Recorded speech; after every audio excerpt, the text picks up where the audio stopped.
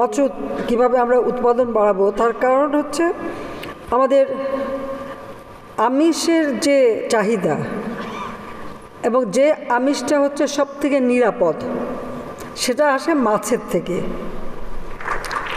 সেটা আমাদের মাথায় রাখতে হবে। আমরা আমাদের এই প্রবৃত্তিটা যাতে ধারাবাহিকভাবে সেই ব্যবস্থা নিই। আমি যখন 96 সালে সরকারে আসি, আমি দেখি আমাদের আসলে গবেষণায় কোনো অর্থ বরাদ্দ ছিল না, আর গবেষণা হতো শুধু তেলাপিয়া আর ওই কার্প মাছ থেকে, ওই দুটো নিয়েই গবেষণা। তখন আমি যে এই দুটো তো গবেষণার দরকার নাই, তেলাপিয়া নিজের থেকেই অনেক বেশি উৎপাদন বাড়ে। আর তেলাপিয়া মাছের একটা সবথেকে আমি দেখেছি প্রাকৃতিকভাবে তাদের একটা চারিত্রিক বৈশিষ্ট্য হলো, এই মাছ তার যে ছোট ছোট পোনা হয়, এই পোনাগুলি কিন্তু মাছ সংরক্ষণ করে। অর্থাৎ শত্রু দেখলেই মাছ তার মুখের ভিতরে সমস্ত পোনাগুলি নিয়ে নেয়।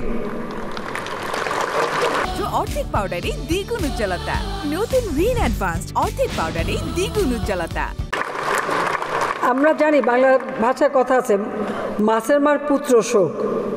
এটা হয়তো সাধারণভাবে কথাটা প্রচলিত, কিন্তু তেলাপিয়ার বেলায় কিন্তু এটা ভিন্ন। মা মাছ সবসময় কিন্তু এই মাছ রক্ষা করে। আমি একটু মাঝে মাঝে মাছ ধরি, তো অনেক সময় দেখা গেছে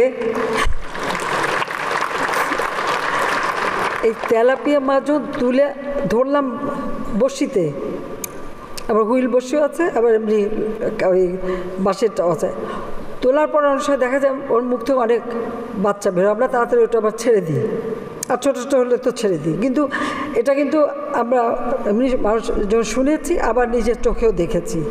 কাজেই ওটা দিয়ে এত গবেষণার দরকার নেই। তখন আমাদের দেশীয় যত মাছ আছে সেইগুলোর উপরে আমরা গবেষণার পদক্ষেপ নিই। আমি বাগেরহাটে চিংড়ি গবেষণা ইনস্টিটিউট প্রতিষ্ঠা করে দিয়েছি। চাঁদপুরে আমাদের তো ইলিশ গবেষণা ইনস্টিটিউট আছে এবং মৎস্য গবেষণা ইনস্টিটিউট, এগুলি কিন্তু আমরা করেছি। এবং সেখানে এখন সব ধরনের এবং দেশীয় অনেক প্রজাতির মাছ হারিয়ে গিয়েছিল, সেগুলো আস্তে আস্তে আমরা পাচ্ছি।